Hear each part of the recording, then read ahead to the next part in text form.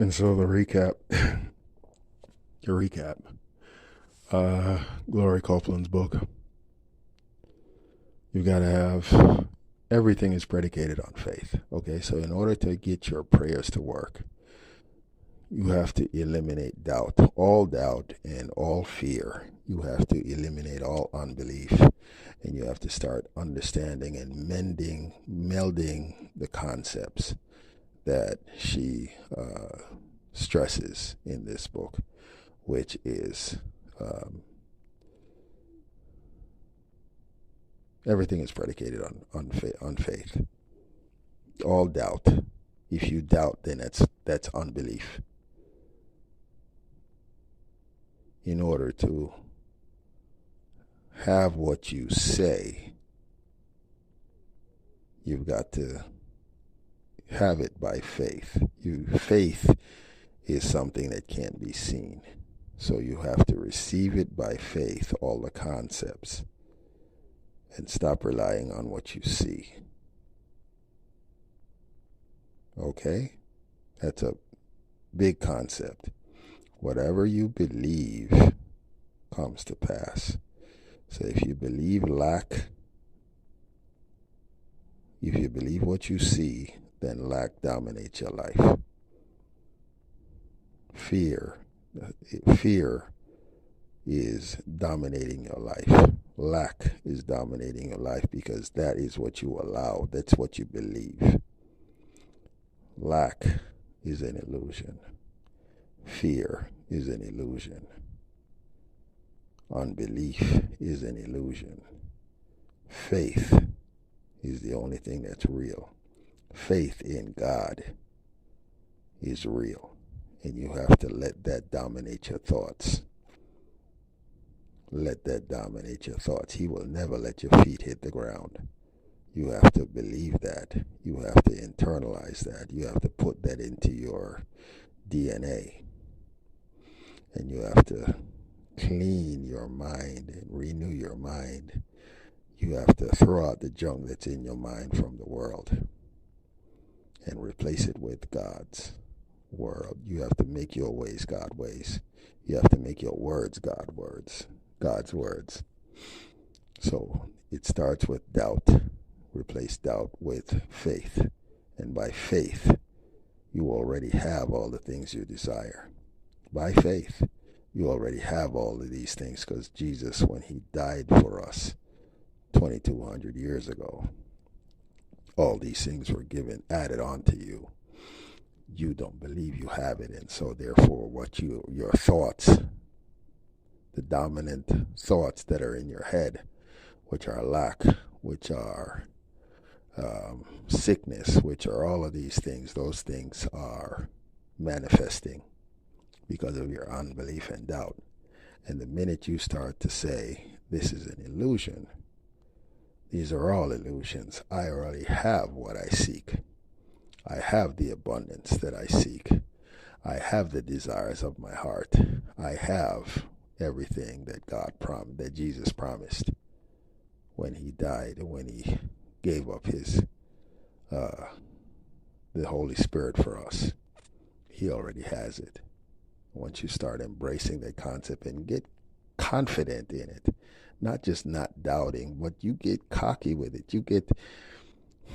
It is a confidence, not cocky, because cocky is not in God's vocabulary. It is confidence. It is a swagger. It is a belief in God, like when David told the Philistine, you uncircumcised Philistine, what I'm going to do with you. It's a confidence because you know it. This is not something you think. It's not a doubt.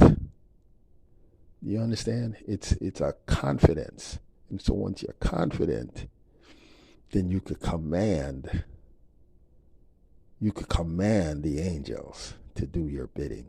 And you no longer have to pray. Everything you say gets acted on like Jesus. So you have to say God's words. You have to believe and take into your DNA that lack is an illusion, and prosperity is already yours. It was yours yesterday. You just didn't believe it yesterday. And it was yours from the day you were born. You just didn't believe it because you were listening to the world and watching TV, and they're all things negative, and they're telling you that sickness is caused by, something, and sickness is caused by you doing unbelief. And so once you understand all those concepts, then you start to understand that it is you and your thoughts that are making and shaping your world, your lack. And so you have to reverse all of those things and start putting the thoughts that you want into you. The dominant thoughts is going to come to pass in your head. So you have to replace all the negative thoughts and all the thoughts of lack and all the thoughts of I can't and all the thoughts of, woe is me and pity me and poor me. And you have to put in thoughts of I am great and I am rich and I control my destiny. And believe in God and have faith in God and do not doubt, because the minute you doubt, you cancel everything. You cancel your prayer. You cancel all the prosperity. You cancel everything, because the dominant thoughts in your head is what's going to prevail. And that was part A. And part B is you got to make your words like Jesus made God's words, his words. Make your words like God's words. Immerse yourself into the Bible.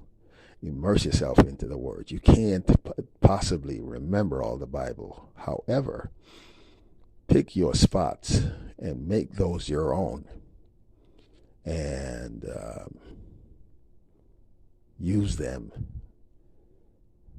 Use them for your bidding, and see. God watches over his words to perform them. He's listening to you. He's waiting for you. He is smiling when you use his words. Use God's words.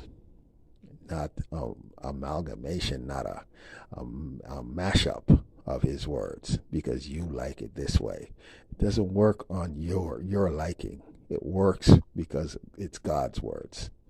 He's watching over his words to perform them, not your words, not you mixing up Matthew 21 with Matthew 16:13 with John 1:4 with Mark 11:13. That's not the way. Just say one command, one command, one command. Then do the next one, and then the next one. But stop trying to blend them all together, and you will have success. This is Daily Cheddar for covering Gloria Copeland's book, as well as all the other